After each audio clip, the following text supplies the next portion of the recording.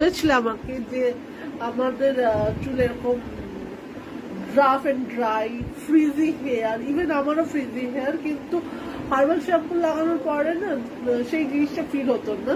এরকম করে চুল দেখো শুকিয়ে গেলে এইভাবে বাউন্স হয়। আমি সেটা লাইভে এসেও যখন বলি তখন দেখাতে পারি না, যেহেতু আমি কোথাও না কোথাও নট স্যাটিসফাইড থাকতাম।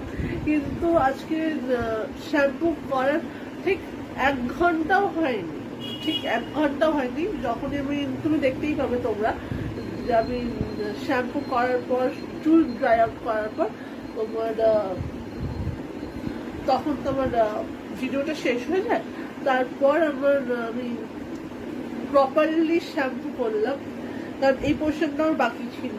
এতটা তো শ্যাম্পু করে ফেলেছিলাম, তারপর রেস্ট শ্যাম্পু করেছি। ঠিক আছে, এই যে কালারটা দেখতে পাচ্ছ, এই যে রংটা হয়েছে না, এটা কিন্তু ন্যাচারালি আজকের হার্বাল শ্যাম্পুর সাথে কাজ করে এই রংটা হয়েছে। ঠিক আছে, পুরো দেখো বার্গেন্ডি রংটা হয়েছে না, পুরো বার্গেন্ডি রং হয়েছে। হঠাৎ করে আমিও খেয়াল করলাম যে তুমি যদি টানা শ্যাম্পুটা দিয়ে কাজ করো না, ধীরে ধীরে তোমার চুলটা একই রঙের চলে আসবে। আমার এই রংটা ফেড হয়ে গেছে, আর এই রংটা নতুন, একদম বার্গেন্ডি ব্ল্যাক রঙে এসেছে। সো স্যাটিসফাইড, যেটা বলে না, সো স্যাটিসফাইড।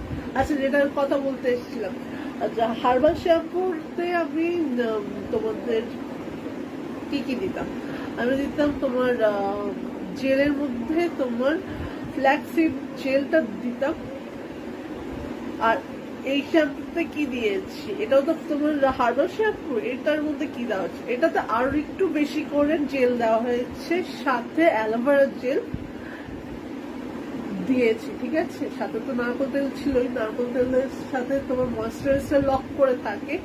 আর এবার অ্যালোভেরা জেল অ্যাড অন করাতে জাস্ট দেখো চুলটা, মানে আমি আজকে ব্রাশ কম্বিংও টেস্ট করবো। চুল পুরো আমার শুকিয়ে গেছে। ঠিক আছে, চুলটা না পুরো শুকিয়ে গেছে। পারলে শেয়ার করে দিও, তো পারলে শেয়ারটা করে দিও, কারণ আমার এখান দিয়ে শেয়ার যায় না।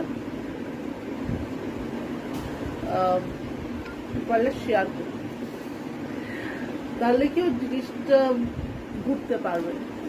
আচ্ছা চলো, আমি দূর থেকে দেখাচ্ছি। প্রত্যেকবার বলে থাকি যে যখনই ব্রাশ করবে নিচ থেকে ব্রাশটা করবে। ঠিক আছে, তারা তো নেই, তাড়াহুড়ো